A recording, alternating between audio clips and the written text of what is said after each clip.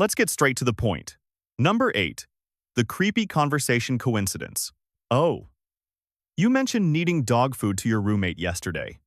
Just a casual conversation.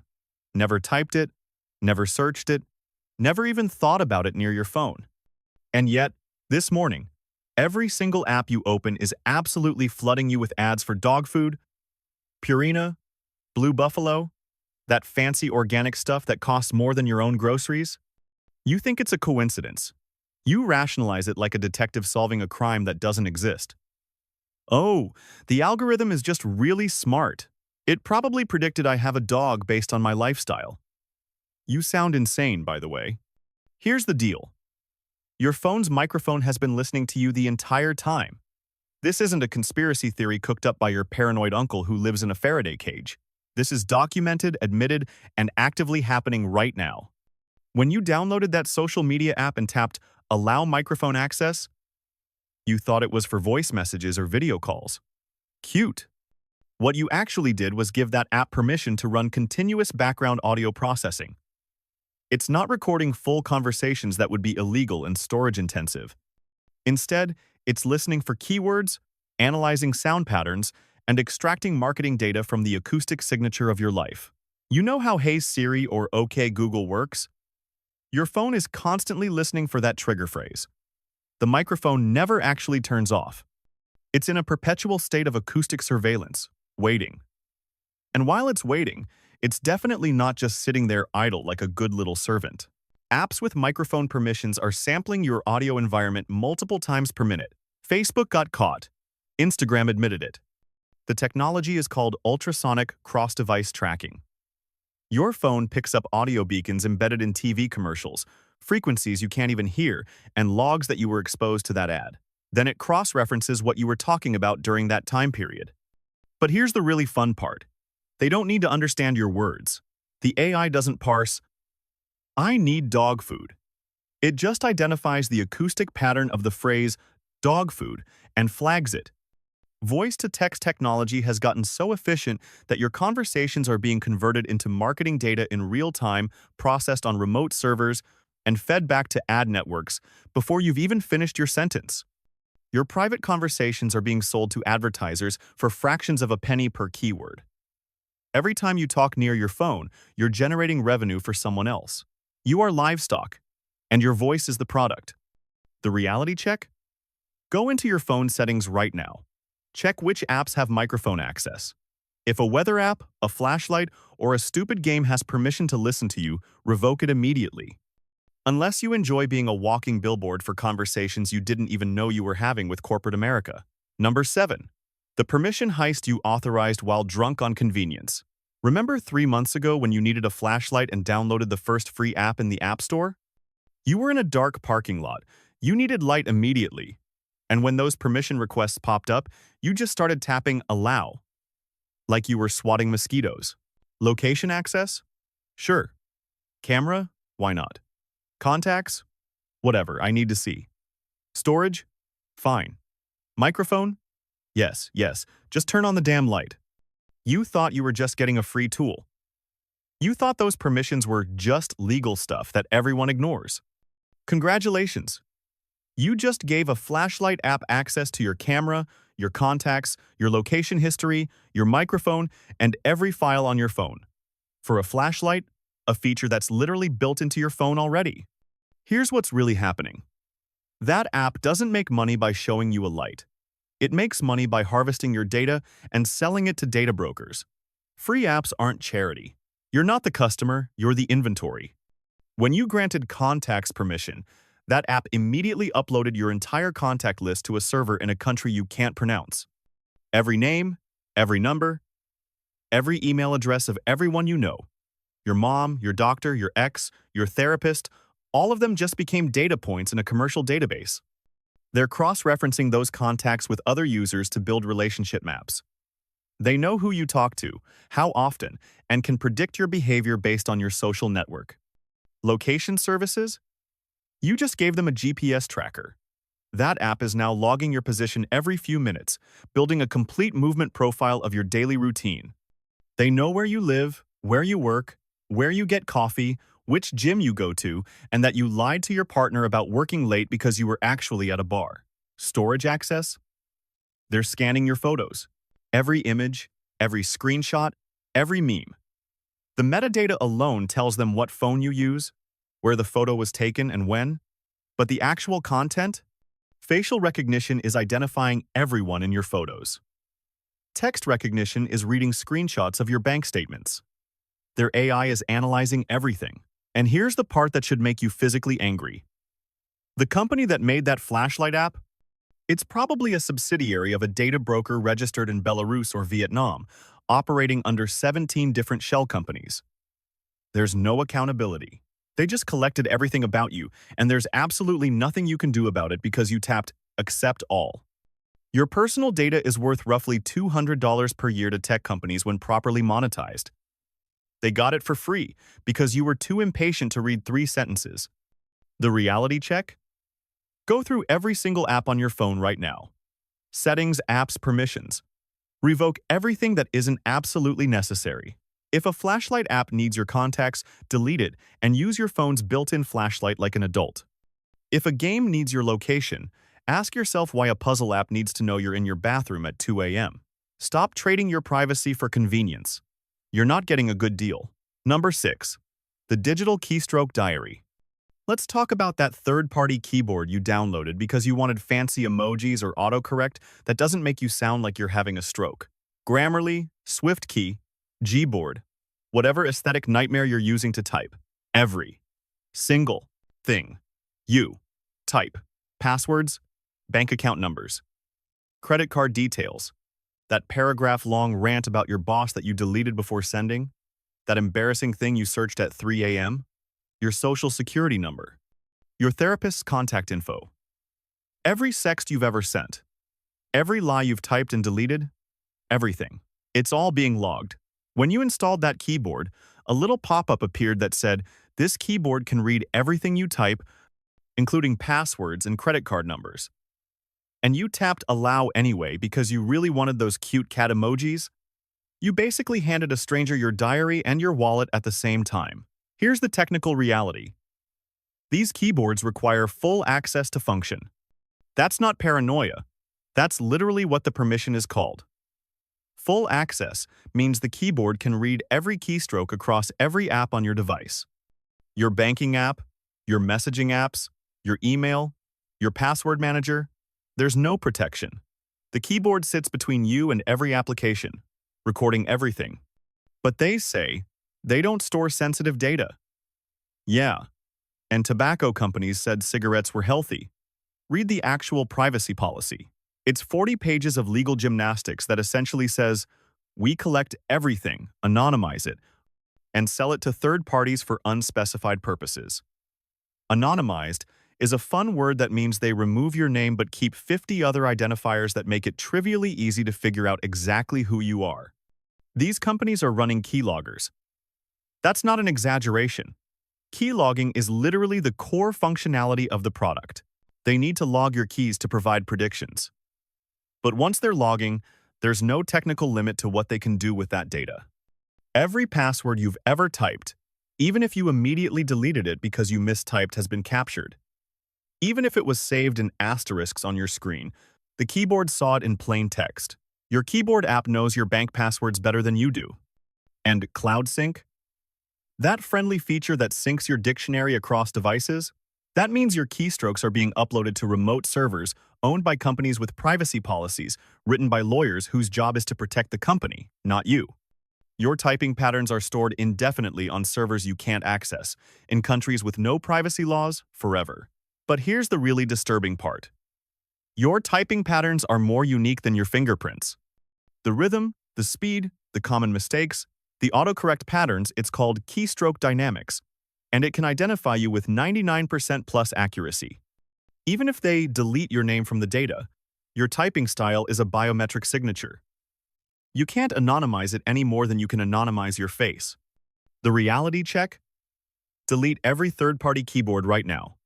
Use your phone's built-in keyboard. Yes, it's uglier. Yes, autocorrect is worse. But at least Apple and Google are big enough targets that they pretend to care about privacy when Congress asks.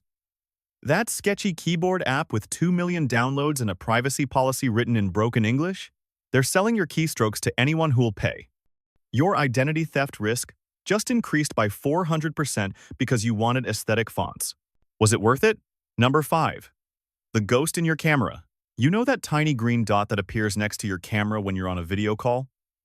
That little LED indicator that's supposed to tell you when your camera is active?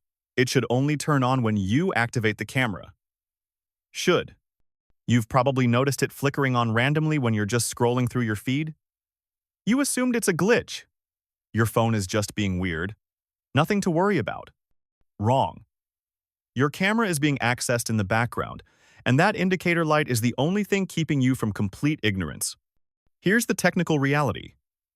Apps can request camera access and activate it without any notification. On older devices or with certain malware, the indicator LED can be bypassed entirely. The camera activates, takes photos, and shuts off before you even notice. Facebook literally admitted this happened. In 2019, they confirmed a bug where the camera would activate while users scrolled through their feeds. Just a bug. Totally accidental. Nothing to see here. The camera was only accessing your camera without permission for months. Whoops. Zoom had a fun issue where cameras would stay on after calls ended. Your video call ends, you close the app, you go about your day and your camera is still streaming. Multiple companies have had bugs where the camera activates for 1 frame per minute to avoid triggering the indicator light consistently enough for you to notice. But let's talk about the intentional surveillance. Some apps are programmed to take a photo when you open them. They claim it's to verify you're human or improve the user experience. What they're actually doing is harvesting facial recognition data. That photo gets uploaded to a server, run through facial recognition AI, and added to a database of billions of faces. Your face is being scanned, cataloged, and cross-referenced with every other photo of you on the internet. They're building a biometric profile that can identify you in any photo, any video, any surveillance camera feed. And you can't delete it because you don't even know which companies have it. You know what's really fun? Hacked devices. Malware that specifically targets your camera. RAT, Remote Access Trojan.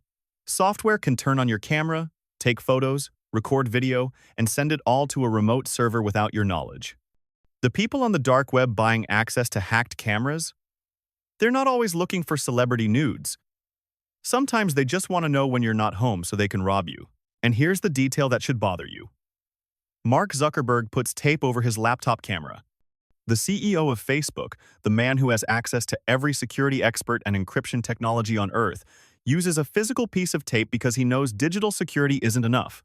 If the guy who runs the surveillance company doesn't trust the surveillance, why are you sitting there with your camera uncovered? The reality check? Put tape over every camera when you're not actively using it. Laptop, phone, tablet, everything. Yes, you'll have to peel it off for video calls. That 2 seconds of inconvenience is worth not being photographed without consent. And check your camera permissions. Any app that has camera access but isn't a camera app? Revoke it. A weather app doesn't need your camera. A calculator doesn't need your camera. Don't negotiate with data vampires. Number 4. The stalker in your pocket. Your phone knows where you've been every single minute of every single day for the past 5 years. It has a complete map of your entire life. Every location, every route, every stop, time-stamped to the second. You think you only share location when you're using maps. You think location services off means off. Cute. Completely wrong. Your location is being tracked by cell towers, Wi-Fi networks, Bluetooth beacons, GPS satellites, and app background processes, even when you've explicitly disabled location services. Your phone is a tracking device that occasionally makes calls. Here's the technical breakdown. Cell tower triangulation can pinpoint your location to within 50 meters using nothing but your connection to the nearest towers. Your phone has to ping towers constantly to maintain service, which means there's a permanent log of your approximate location anytime your phone is on. Wi-Fi positioning is even creepier. Your phone constantly scans for Wi-Fi networks even when Wi-Fi is turned off. Why? Because every Wi-Fi router has a unique identifier, and companies like Google have built databases mapping those routers to physical addresses. Your phone sees Steve's Wi-Fi and Starbucks guest network and Xfinity Wi-Fi, cross-references them with the database, and knows exactly where you are without GPS. But wait, it gets way worse. Apps scan Wi-Fi networks in the background to pinpoint your location even when you've denied them location permissions. That's not a violation of their access, it's a loophole. You said they can't use GPS. You didn't say they can't use Wi-Fi triangulation. Google Timeline is the most disturbing example of this. If you have an Android phone or use Google services on iPhone, Google has a minute-by-minute map of everywhere you've ever been. Open it right now. Go to google.com/maps/timeline. It knows where you were on a random Tuesday in March 2021. It knows how long you stayed. It knows how you got there. Every location ping is logged, stored, and correlated with your other activity. They know you went to a cancer treatment center at 2 p.m. They know you visited a divorce lawyer. They know you were at that hotel when you told your spouse you were working late. It's all there, time-stamped and permanent. And here's the part that should make you furious. That data is for sale. Data brokers buy location information from apps and sell it to anyone who pays. Insurance companies buy it to adjust your rates based on whether you go to the gym or fast food restaurants. Employers buy it to verify you're actually working. Divorce lawyers subpoena it. Police departments buy it from third-party brokers to bypass warrant requirements. Your phone snitched on you to your insurance company, and you paid for the privilege. In 2020, a data broker was caught selling location data from apps installed on phones belonging to people who visited abortion clinics, psychiatric hospitals, and addiction treatment centers. Just raw location data, totally anonymized, except it included timestamps and movement patterns specific enough to identify individuals. The reality check? Turn off location history on all your accounts.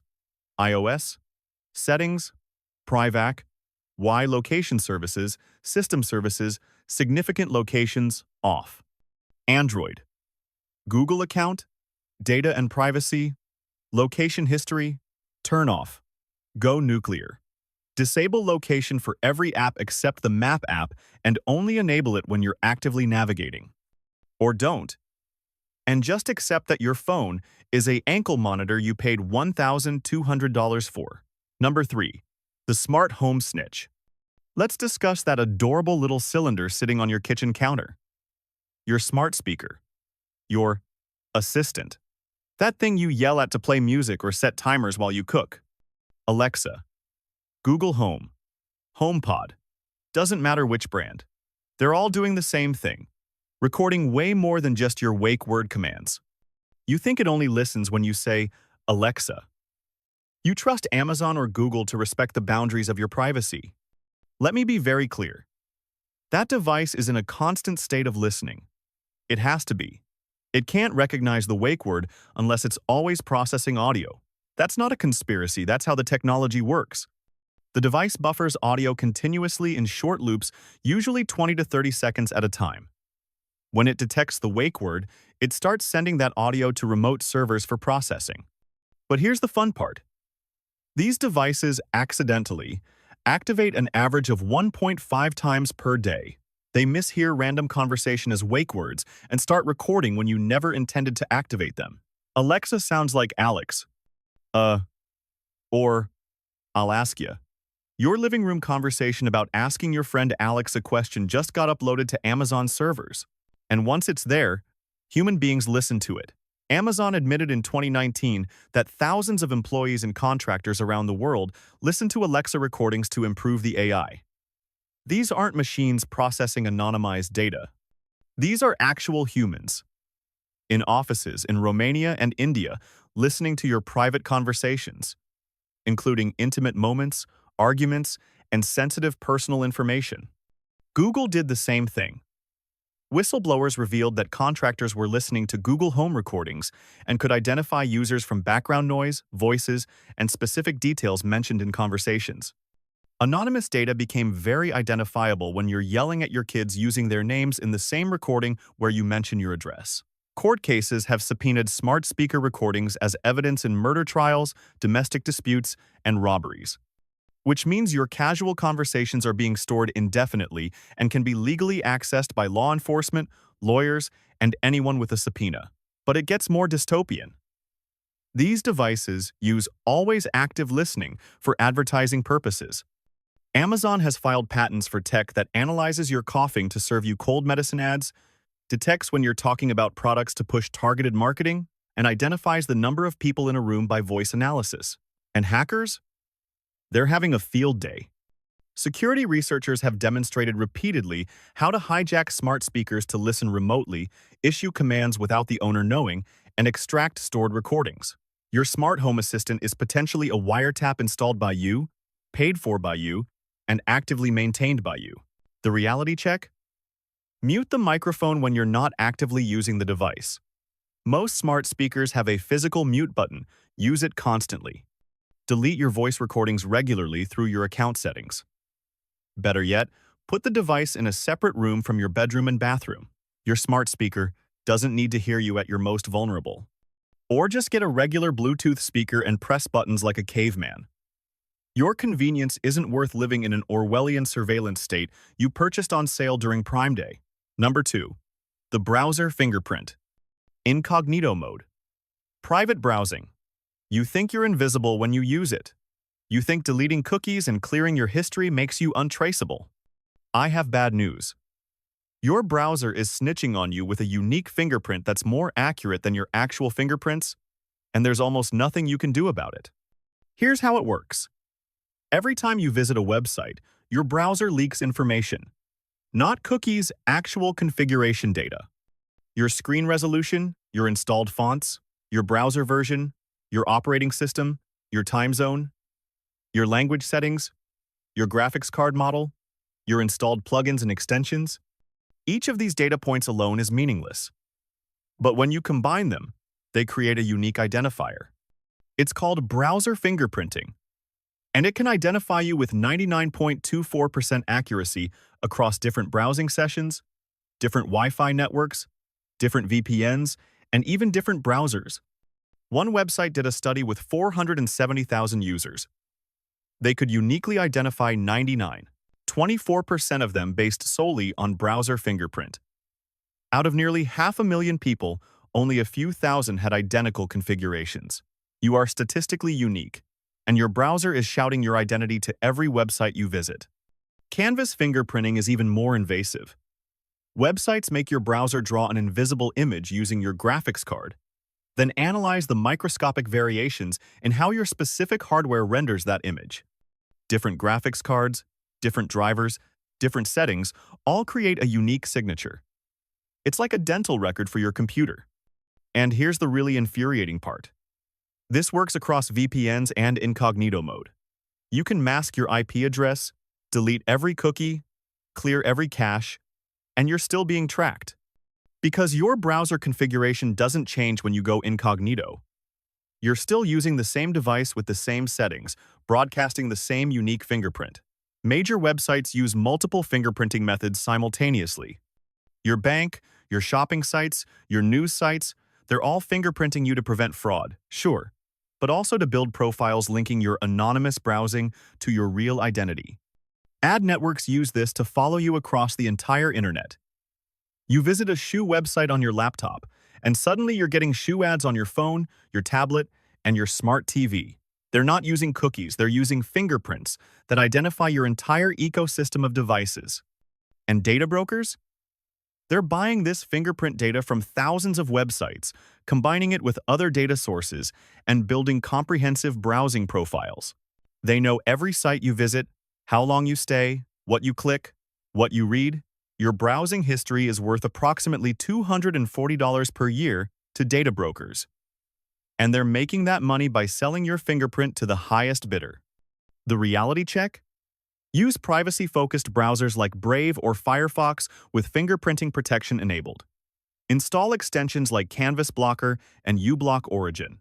Use VPN plus Tor for anything sensitive. Randomize your browser fingerprint with tools that spoof your configuration. But understand this.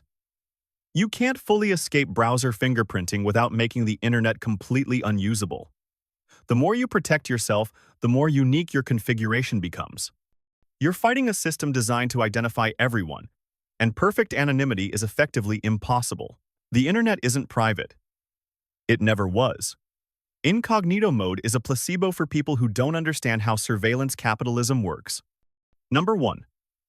The shadow profile. Finally, the big one. The surveillance you can't escape no matter how careful you are. You've never had a Facebook account. You don't use social media. You use fake names online. You've been paranoid about privacy your entire digital life. You're smart. You're cautious. You think you've avoided the surveillance net. There's a complete digital profile of you being sold to dozens of companies right now, and you've never consented to any of it. It's called a shadow profile. Even if you've never voluntarily given your information to social media companies, they've built a comprehensive file on you by harvesting data from everyone around you. Here's how this nightmare works. Your friend downloads Facebook and gives it access to their contacts. Your name, your phone number, your email, all uploaded to Facebook's servers. You didn't consent, but your data is now in their system. Multiply this by every single person who has your contact information. Facebook now has dozens or hundreds of references to you from people who do use their service. Your coworker tags you in a photo and uploads it to Instagram. Even though you're not on Instagram, their facial recognition AI identifies you, associates your name with your face, and adds it to your shadow profile. This happens every time anyone posts a photo with you in it. Facebook's AI has scanned billions of photos and can identify you in pictures where you're not even tagged. But it gets so much worse. Data aggregators combine information from hundreds of sources to build profiles on everyone. Credit bureaus, shopping records, public records, DMV databases, court filings, property records, magazine subscriptions, pharmacy purchases, voter registration, census data. All of it compiled into a single file with your name on it. Companies like Axiom, Experian, and Epsilon have files on virtually every adult in America. These files contain thousands of data points. Your income estimate, your political affiliation, your religion, your health conditions, your hobbies, your shopping habits, your education level, your relationship status, how many kids you have, what medications you take. You never gave them this information. They bought it, scraped it, inferred it, and aggregated it from dozens of sources, most of which you've never heard of and can't access. AI analyzes everyone's photos and videos to identify you in the background. You're walking down the street, someone films a TikTok, and facial recognition tags you even though you're just a random passerby. You're at a restaurant, someone posts on Instagram, and you're identified in their photo. Your image is being cataloged and cross-referenced across millions of photos you don't even know exist.